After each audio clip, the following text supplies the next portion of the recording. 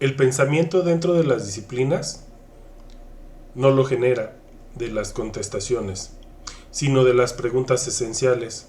Si no hubieran hecho estas preguntas aquellos pioneros en algún campo, por ejemplo, la física o la biología, el campo en principio no se hubiera desarrollado.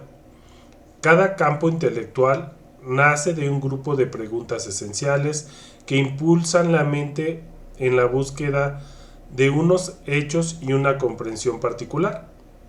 La biología nació cuando unos humanos buscaban respuesta a una de las preguntas: ¿cuáles son las características de los seres vivientes? ¿Qué estructuras existen dentro de ellos? ¿Qué funciones sirven a estas estructuras? La bioquímica nació cuando los biólogos empezaron a hacer preguntas tales como: ¿qué procesos químicos sirven de fundamento para las entidades vivientes? ¿Cómo y por qué los procesos químicos dentro de las entidades vivientes interaccionan y cambian? Cada campo se mantiene vivo solamente hasta el punto en que se generan preguntas nuevas. Estas se toman en serio como la fuerza que impulsa el pensamiento. Cuando un campo de estudio ya no busca respuestas significativas a preguntas esenciales, muere como campo. Para pensar en algo y volver a pensarlo, uno sabe hacer las preguntas necesarias para pensar lógicamente sobre eso con la claridad y la precisión que se desea.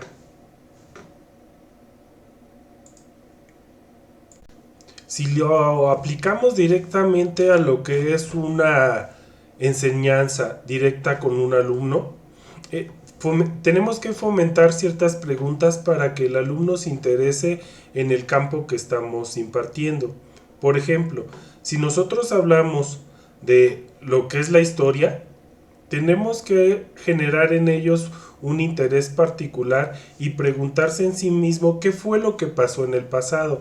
Si habláramos, por ejemplo, de cómo está compuesto el cuerpo humano, pues tendría que yo como docente fomentar las preguntas necesarias para que el alumno o en este caso el estudiante se interese por esos conocimientos. Es decir, que se apegue un poco a las necesidades para conocer cómo está compuesto el cuerpo humano.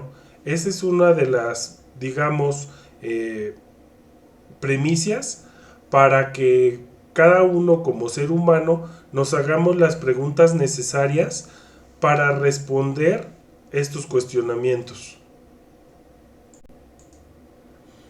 ¿Qué es lo que hace filosófico el preguntar?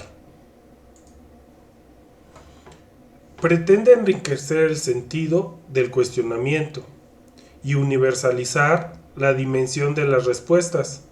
El interrogar filosófico no se satisface. Entonces, con el primer intento de respuesta, se pretende seguir cuestionándose, sino que constituye fundamentalmente el repreguntar continuamente para llegar a lo que el filósofo requiere. ¿Qué significa pensar? Hace referencia al proceso mental, voluntario o involuntario, mediante los cuales el individuo desarrolla sus ideas acerca del entorno, los demás o del mismo. Es decir, los pensamientos son ideas, recuerdos y creencias en movimiento relacionados entre sí y para con el individuo. ¿Quién pregunta de verdad? Nosotros estamos acostumbrados a responder a las cuestiones, pero realmente no sabemos cómo es que vamos a preguntar. ¿Por qué? Porque no tenemos una necesidad clara de hacer preguntas.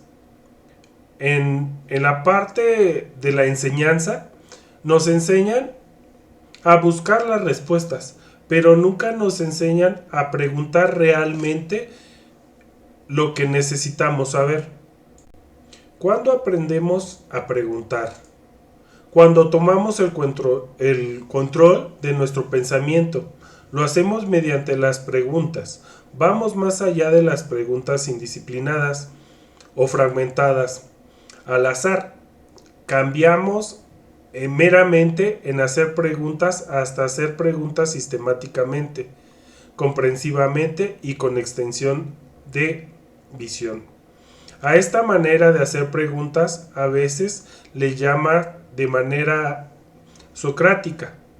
El preguntador socrático indaga el pensamiento profundo, lo que se añade la palabra socrática a las preguntas corrientes. Es entonces un sistema de profundidad, un interés penetrante al evaluar la verdad o la credibilidad de las cosas. Una de las metas principales al desarrollar pensadores es establecer un componente disciplinado, ejecutivo, en su pensar, una poderosa voz interior de la razón para monitorear y evaluar y reparar en una dirección más racional.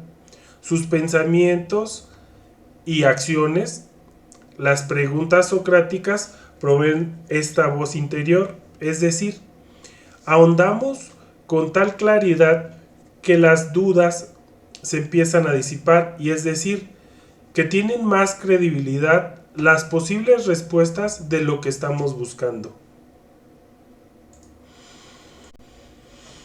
La calidad de nuestro pensamiento está en la calidad de nuestras preguntas.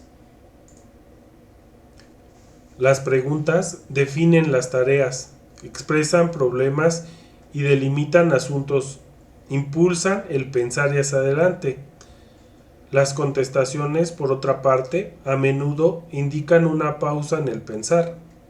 Es solamente cuando una contestación genera otras preguntas que el pensamiento continúa la indagación. Una mente sin preguntas es una mente que no está viva intelectualmente. El no hacer preguntas equivale a no comprender. Las preguntas superficiales equivalen a la comprensión superficial. Las preguntas que no son claras equivalen a una comprensión que no es clara. Si su mente no genera preguntas activamente, usted no está involucrado en un aprendizaje sustancial.